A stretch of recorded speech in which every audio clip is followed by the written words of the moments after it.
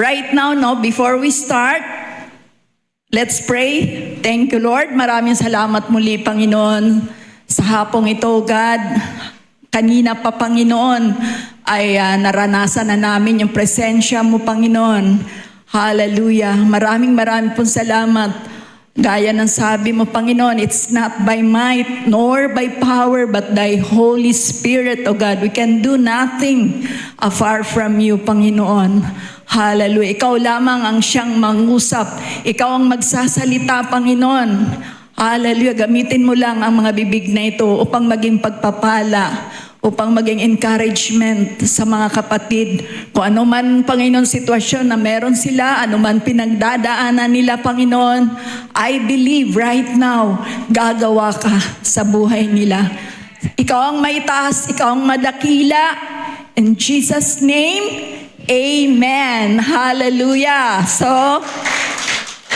sa hapong ito, bagong season ng buhay natin. So sabi diyan, moving into a new season. Kung anong season ng pinagdaanan mo, kapatid, gusto ni Lord, bago na. Amen. Bagong yugto ng buhay mo. Amen. Hallelujah. And sa hapong ito, no, ang i-share ko sa inyo ay pinamagatan ko, entering your new season. Sabi kanina, moving on eh. Ngayon, kapatid, pumasok ka. Inanyayahan tayo ng Panginoon na pumasok. We are now entering into our new season. Amen. And before that, meron akong ipapakita sa inyo. Natuwa po ako kasi may word kahapon pa namin pinag-usapan, no? Yung about changes. Word kay Pastor Tony about changes. At yun yung pamagat niya kanino, sudden changes, di ba? Ang mangyayari sa iyo, kapatid. And right now, before that, ginaya ko lang si Pastor eh. May ipapakita rin ako sa inyo na word ni Lord. This was last October 1. Maraming nangyayari sa October, no? Like sa ating kapatid, Sister Baby. Yan yung araw na papunta po ako sa Davao. Actually, nasa aeroplano po ako niyan. Narinig ko sa Lord habang tumitingin po ako sa kalawakan. Alam naman natin pag nasa aeroplano tayo, tinitingnan ko yung kalawakan. Narinig ko, paulit-ulit, narinig ko sa Lord about there is a transition, sabi ng Panginoon. And then, na-excite po ako, tiningnan ko, transition means a change from one thing to the next. Parang moving on to the new season. Sudden changes, di ba? A change from one thing to the next. Kung ano ngang season na meron ka ngayon, tagtuyot ba yan? Hallelujah. At next, sabi nga dyan in Tagalog, talagang inano ko siya in Tagalog, paglipat or pagbabagong kalagayan. Amen? Paglipat, moving on, changes in your life, pagbabagong kalagayan. Amen. At ito yung word ng Lord. Ayan. Sige po, kapatid, kahit mamaya naman po yan, pwede pa. Ang sabi dito sa word ng Lord, no? And here's the word from the Lord.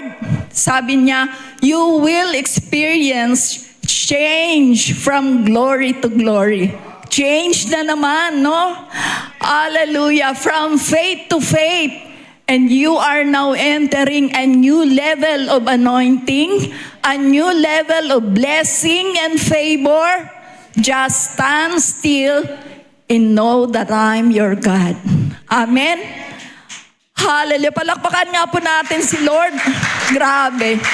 Ito yung narinig ko sa Panginoon. You are now entering a new level.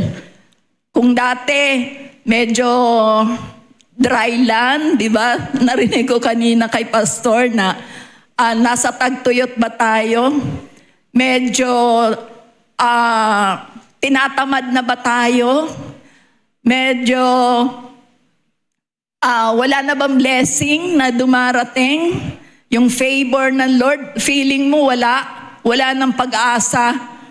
Pero anong sabi ng Panginoon? Just stand still. Tumayo ka, kapatid, at alamin mo lang na ang Diyos kailanman ay hindi ka iiwan at hindi ka pababayaan. Amen. Hallelujah. Sabi nga ni Sister Baby, pinagpipray niya na yung pamilya niya makakilala sa Panginoon, maligtas. Same with me, Ako, yun talaga yung, kasi ang pamilya ko rin masyadong religyoso, masyadong dedicated naman, naglilingkod sa Panginoon pero sa maling paniniwala. And praise God po, nabigyan din po ako ng chance na ma-Bible study yung pamilya ko at tinanggap nila ang Panginoon. Alam ko, bawat isa sa atin, yun yung desire natin. Tandaan po natin yung salita ng Diyos.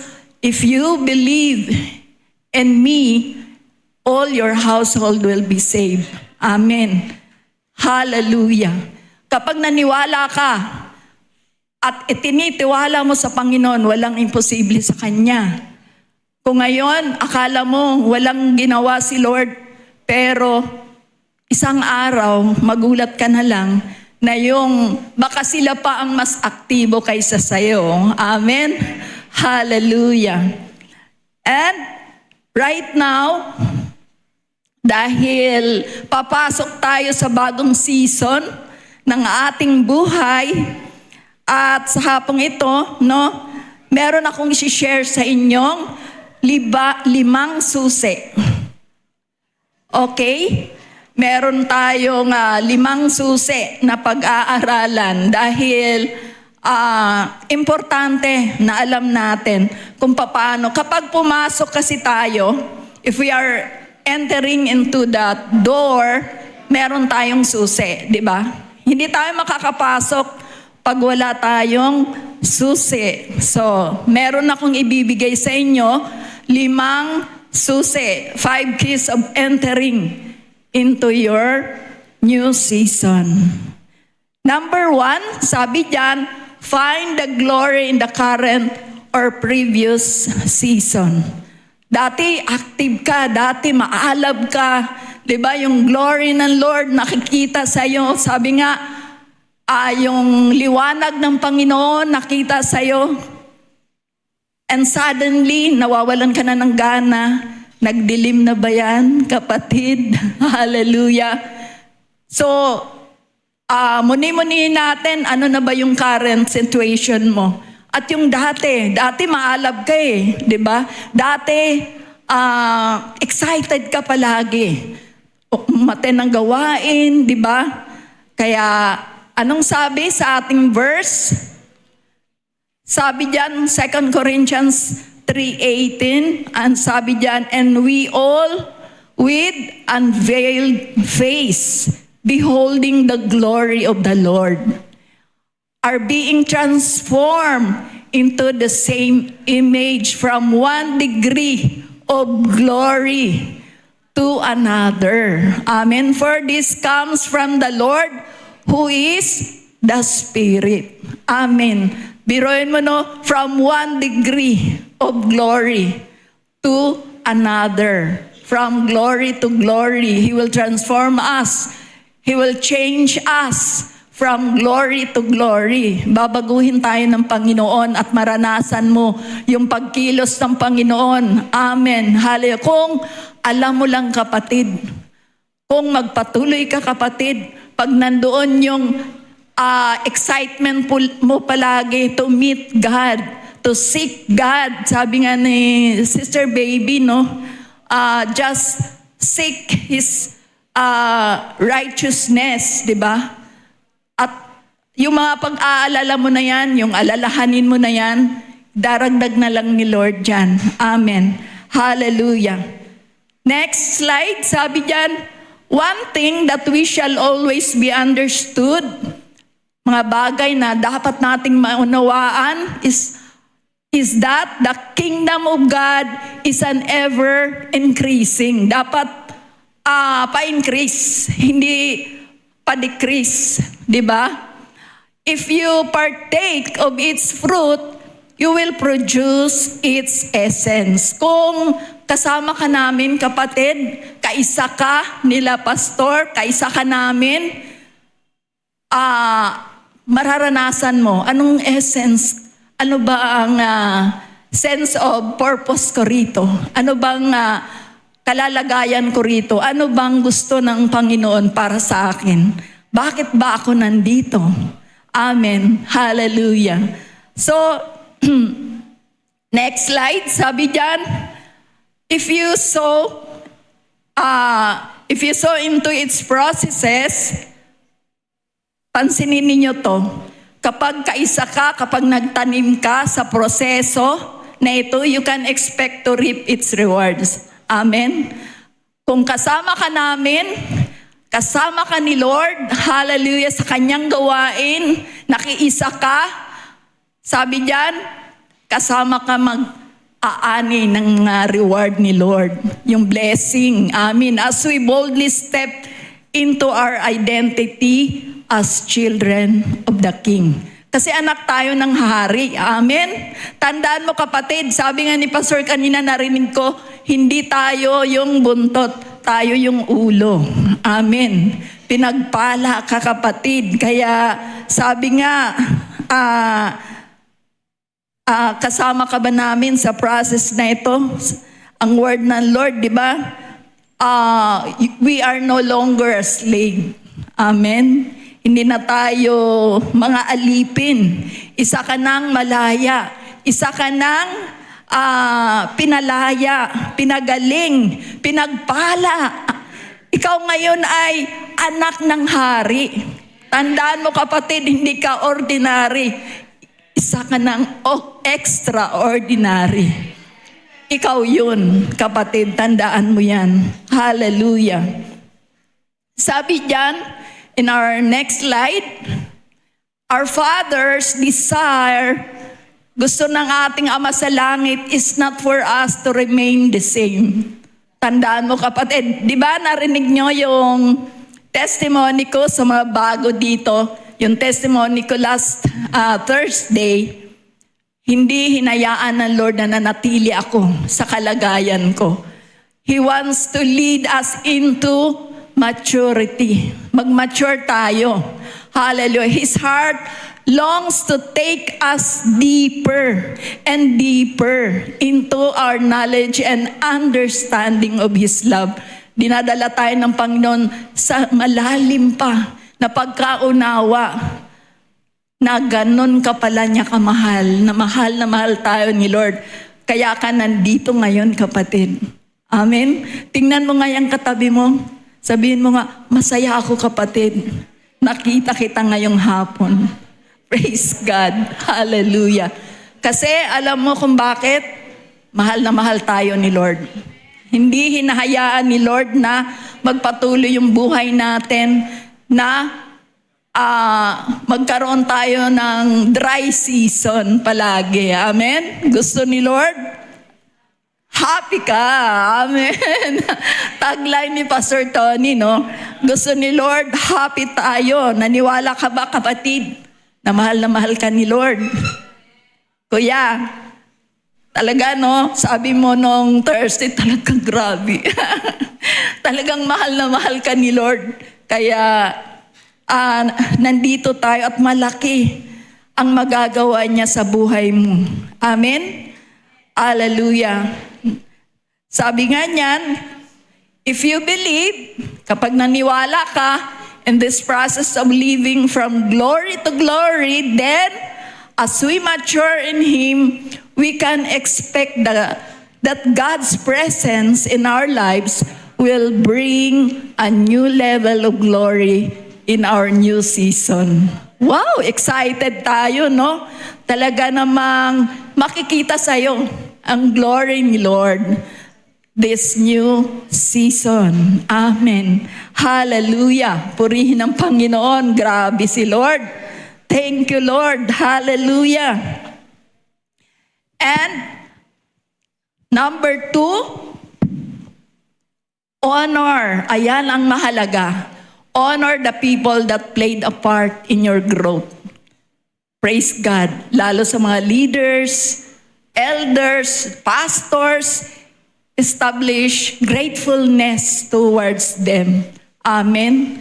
So mahalaga yung pagpapasakop. Mahalaga yung pagrespeto.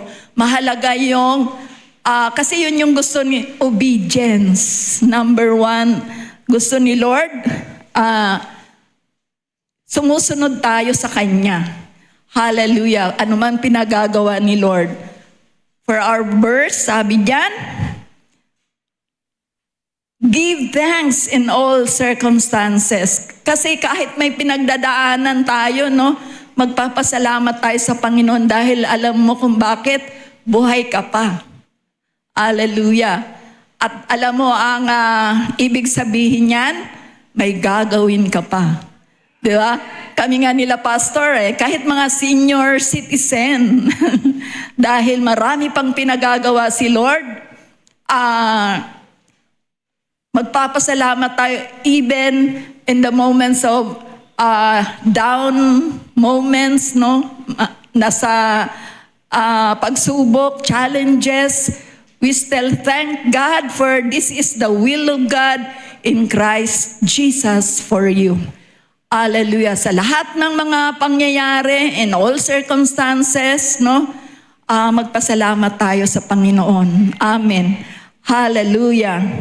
Sabi diyan,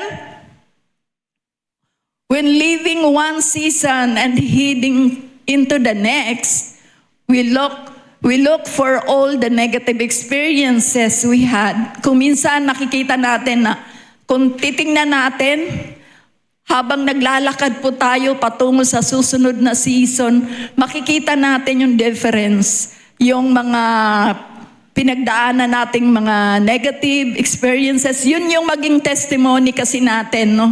Sometimes it's hard to imagine that God would pull us out.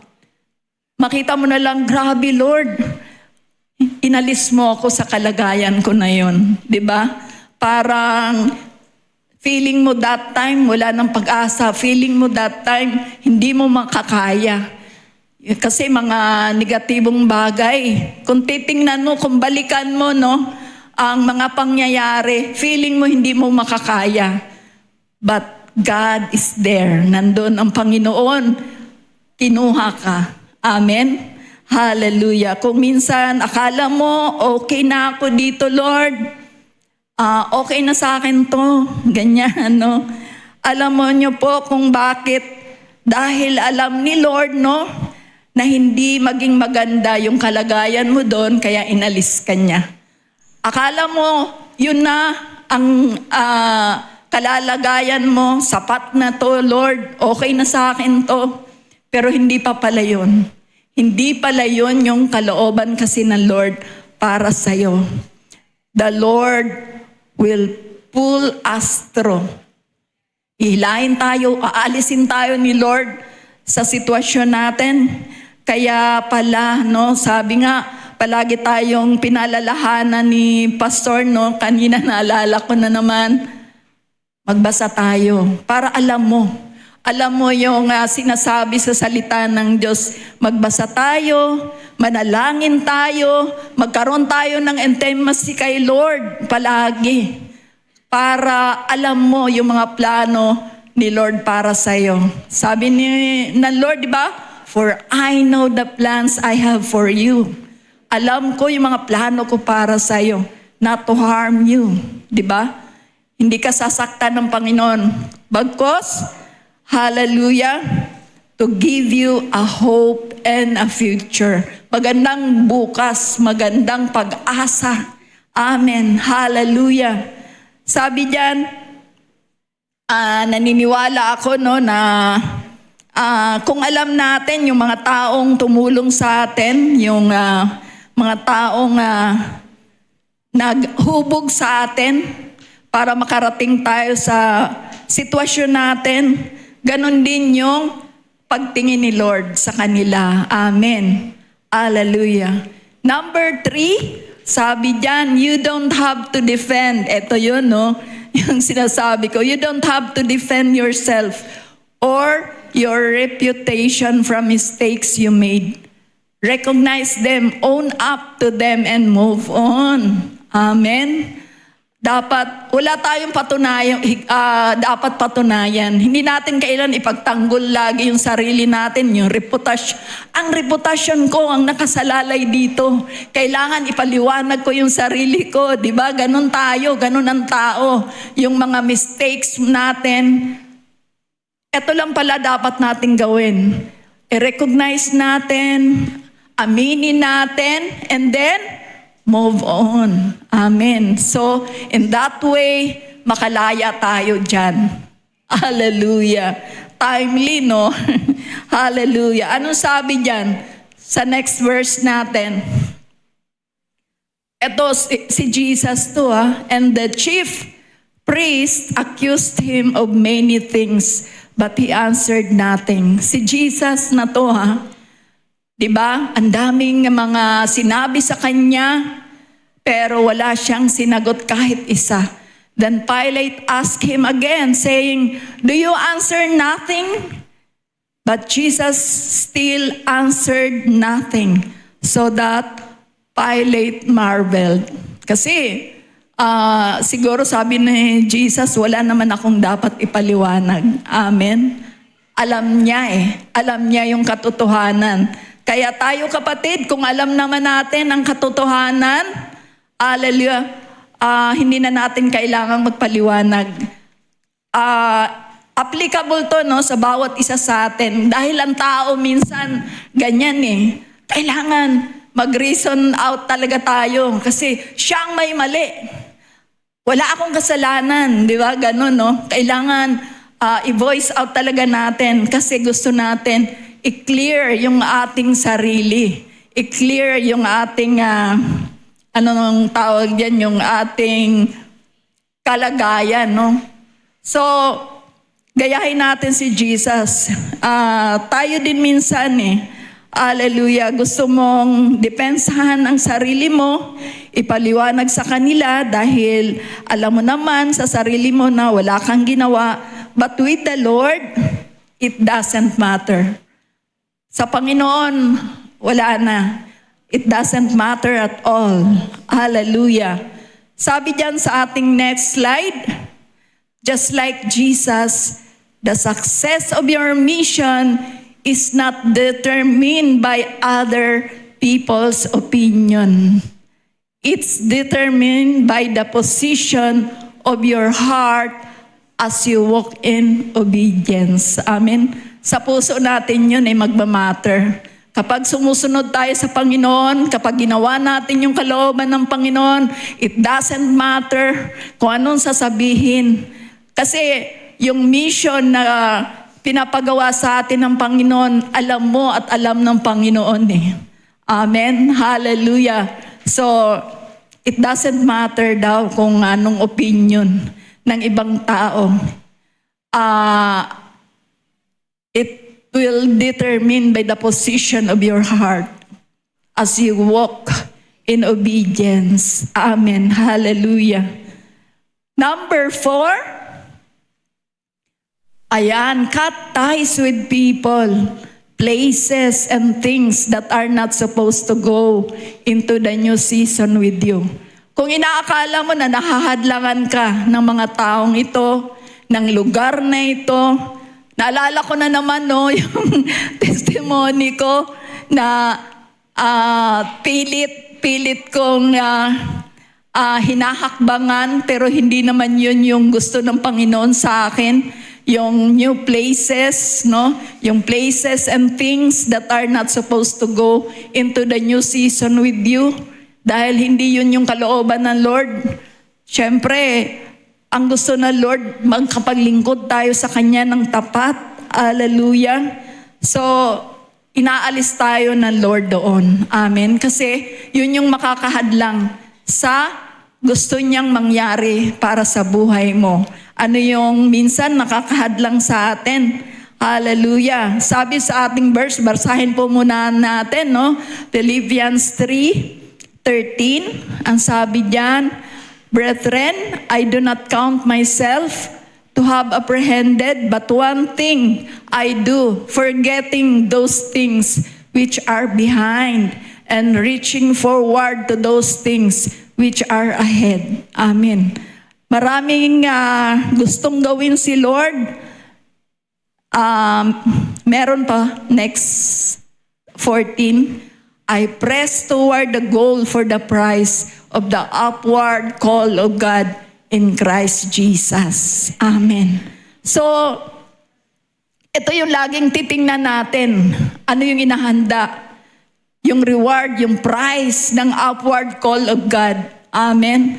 Ano yung inihintay? Sabi nga, narinig, "Welcome, good and faithful servant," diba? "Come into and dine with me," diba? Kakain tayo, kasalo natin si Lord dahil wini-welcome niya tayo sa langit dahil ginawa mo yung mga bagay na makalangit na bagay. Amen. Hallelujah.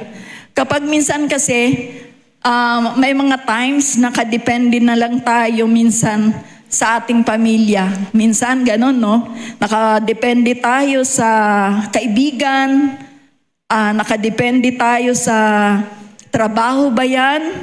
Yan yung mga nakakahadlang minsan, no?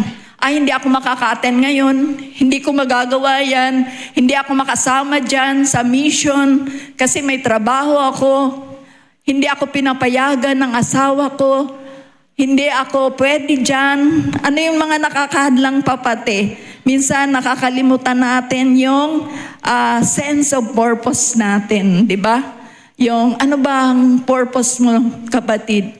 Bakit ka tinawag ni Lord? Amen. Hallelujah. Ano bang purpose natin? Sabi diyan sa ating team, no? Sabi, "The Lord is calling you now." Sabi niya sa ating team, moving into a new season, the Lord is calling you now to depend on Him. Huwag sa tao.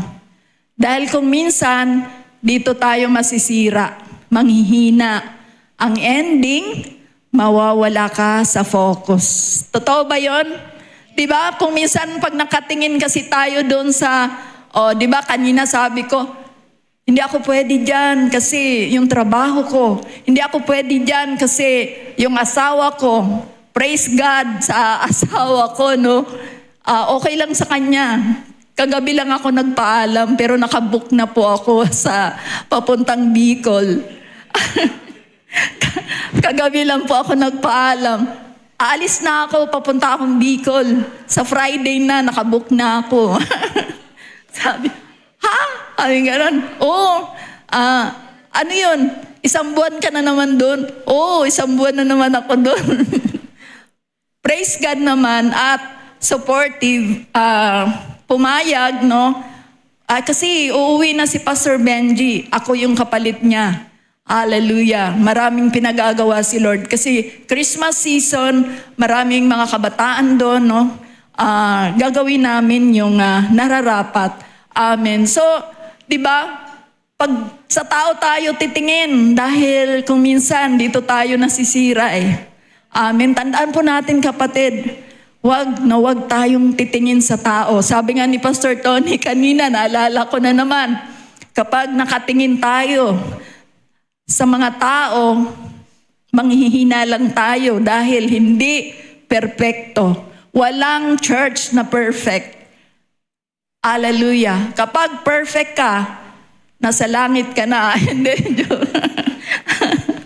Hallelujah. So, yun, mawawala tayo sa focus dahil sabi nga, kaya pala laging gano'n, no? Huwag titingin sa kaliwa, huwag titingin sa kanan, lalong-lalo huwag titingin sa likuran. Forward lang tayo palagi. Kasi, naalala ko na naman tuloy ito, kapag tumingin ka kasi sa likuran, Di ba? Relate ba kayo rito? Yung high school friends, di ba? Yung ganyan, no? Reunion, high school friends. Tapos nagkita kayo ni first love. Ay, sa mga tatay natin dyan. Nagkita kayo yung first love kasi bumalik. Imbes na dumiretso, bumalik binalikan yung previous, no? Binalikan, nagkita sila ulit ni first love. Relate, Brother Danny. Siniraan na naman nagkita sila ni first love. Nagkaroon ulit, na-ignite yung love with each other. Anong mangyari? Magkakaroon tuloy ng di ba? So, focus lang tayo sa pinapagawa ng ating Panginoon. Amen.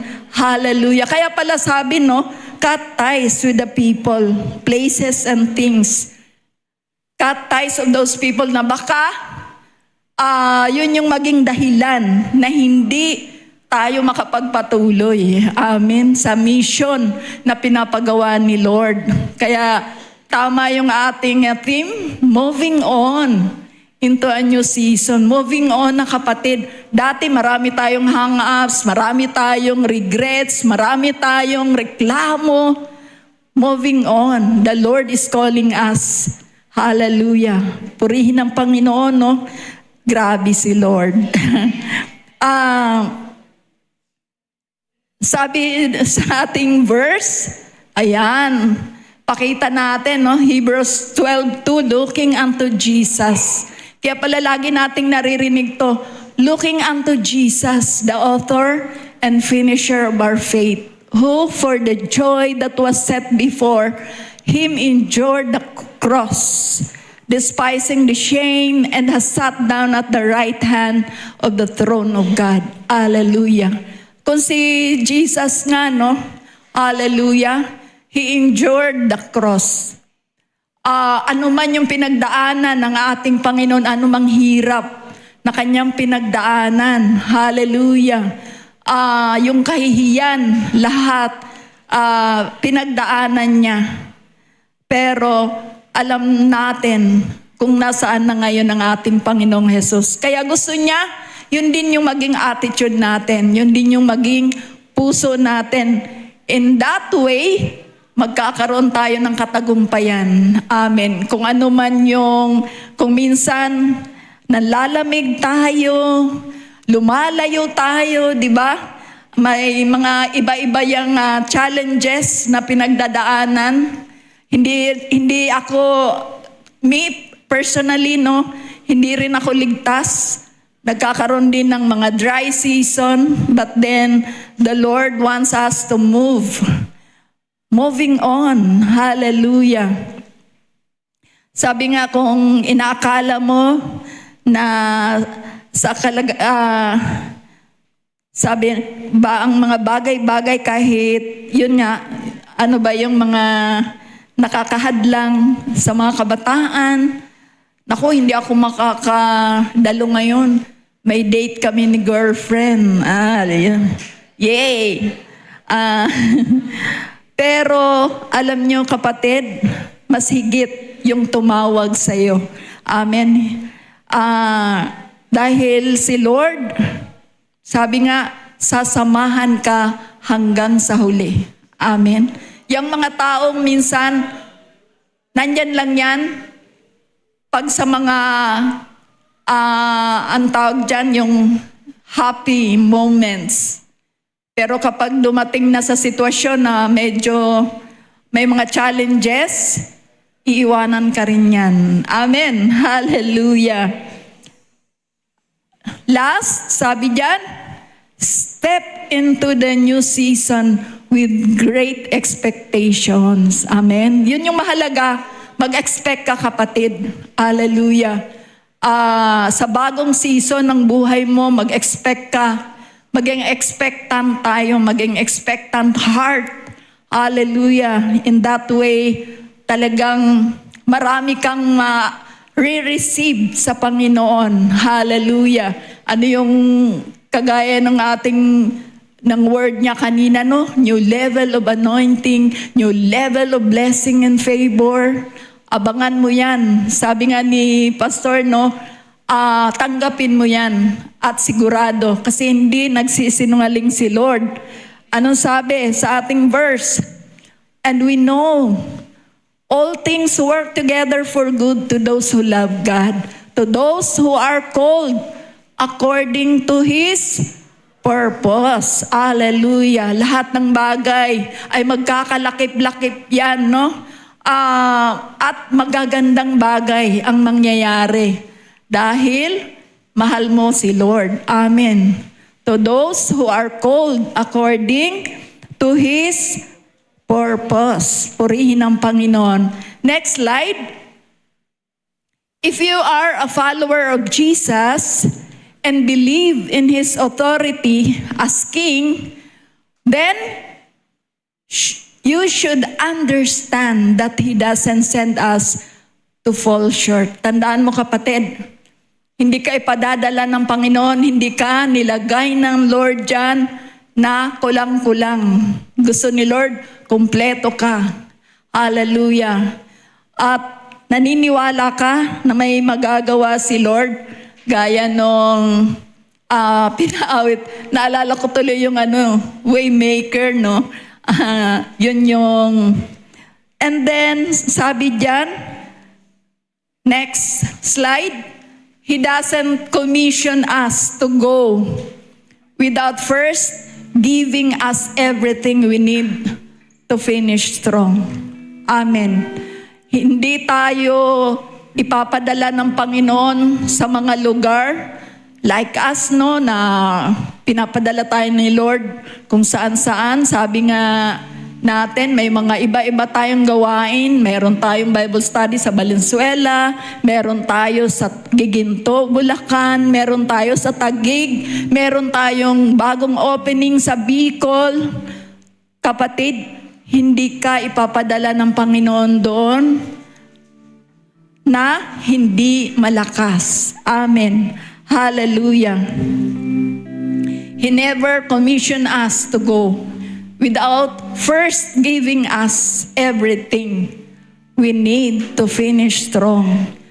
So, kung ano yung pinasimulan sa'yo ni Lord, ay lulubos-lubusin niya, di ba sabi? Kung ano yung pinasimulan niya sa'yo, tandaan mo, kapatid, tutuparin ng Lord yan. Sabi nga, He is the author and the finisher of your faith, no?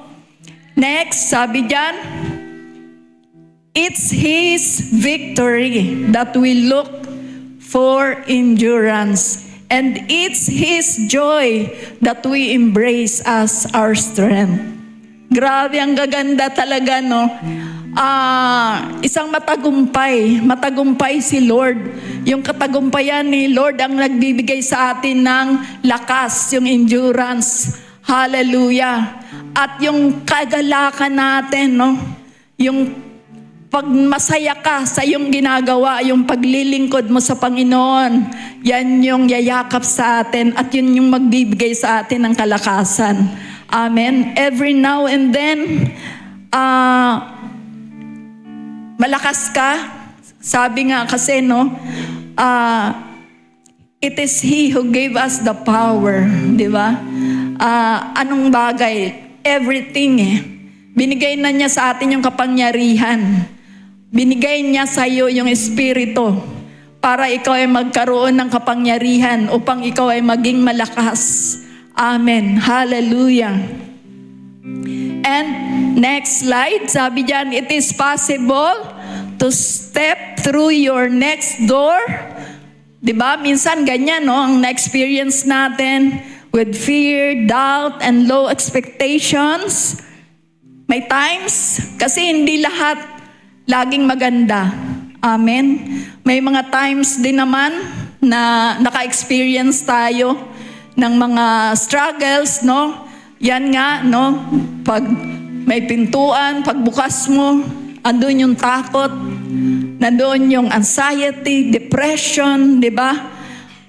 Doubt, at medyo bumababa yung expectation natin, parang wala namang nangyari. Parang wala namang nangyari, Lord. But, anong sabi diyan? Ito yung maganda.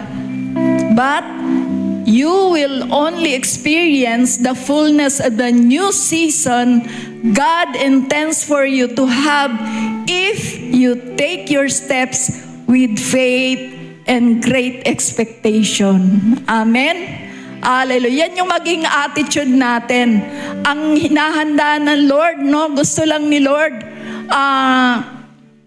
yakapin natin at hahakbang tayo. Hallelujah. Sa ating pananampalataya at expectation natin na may gagawin siya sa buhay natin. Amen. Hallelujah. Praise God. Next, malapit na po tayong matapos. Now, if you love Him and you are called by Him, be ready. Kapatid, handa ka. He called you to move to the next season. He called you to trust His goodness. Amen. Tinatawagan ka ng Panginoon ngayon para mag-move para sa susunod niyang gagawin sa'yo. Hallelujah. Ano yun? Hallelujah. Next. Now, we are moving into a new season. You are now entering your new season. Kapatid, feeling mo ba makakapasok ka dito sa new season ni Lord? Natutuwa ako sa kanila, no, sa ating mga kapatid. Kapatid, sakto eh. You are now entering on your new season. Amen. Hallelujah. Grabe, palakpakan nga po natin si Lord.